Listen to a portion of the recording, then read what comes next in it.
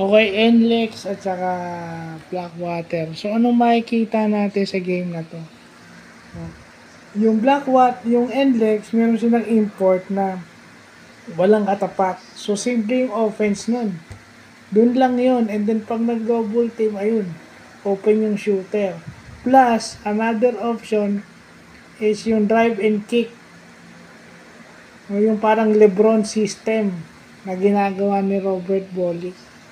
So, yung Lebron system, si Bolick ang may hawak ng bola. Then, pagka nag-clag sa kanya yung depensa, bibigay niya doon sa open shooter, di ba? Na nahihirapan na yung NLEX ng Blackwater mag-rotate. Si Semerad, nakadalawa. Si Richie Rogers, napakadami nakuha tres. No?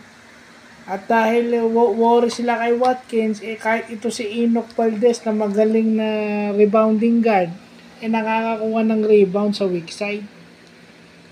So, yun yung nakikita natin, Ang problema naman dito sa Blackwater, si George King yung kanilang main point of attack.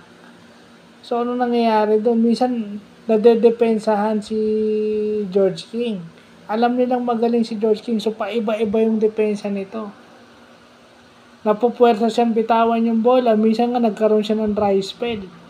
After, nakita siguro ni Coach Chong Uichigo yun na talagang mamaw itong maghahalimaw sa laro itong si George King. So, anong ginawa niya? Pinadepensahan niya yun. Iba-ibang taong tumatao rito. Merong point sa laro na hindi na halos nakahawak ng bola itong si George King. Kaya pag hindi nakahawak ng bola si George King, stagnant yung offense ng Blackwater. Justin Chua provided offense. Pero iba yung ginagagawa ng George King eh. Doon sigurado ka.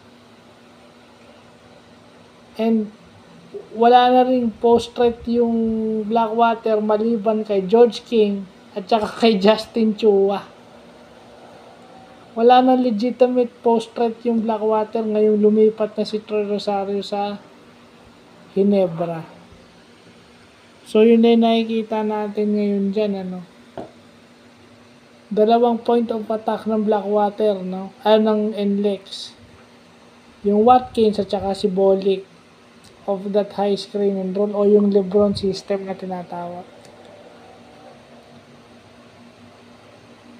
And Robert Bolick attacks, kaya natalo siguro yung Blackwater sa Magnolia. Kaya siguro natalo yung NLEX ata last game. Ewan ko kung ito yung first game ng NLEX o hindi, but kaya siguro natalo yung Blackwater last game is yun din yung nakitang problema dito sa game na to. Kung sa Magnolia nahirapan sila, offensively, nandun naman sila eh. Sa tingin ko offensively, nandun sila. Scoring 95 points in a game, offensively, you're good. Pero giving up 100 plus points, there is something wrong with your defense. Dapat maganda na nga yung laro ni Justin Chua. Dapat panalo na yung Blackwater. Sa ganda ng laro ni Justin Chua, yung shooting ni Justin Chua was on point. Dapat panalo ang Blackwater. Pero bakit natalo? It's their lack of big people inside. And it's their lack of, kasi double mo si Bolick pwersado ka talaga na humel pag si Bolick may hawak ng bola. You cannot cover so many distances kapag kasi Robert Bolick ang dumadrive. And even hindi na si Robert Bolick, pag si Basser din ang may hawak ng bola, ganun din. So, yun lang po.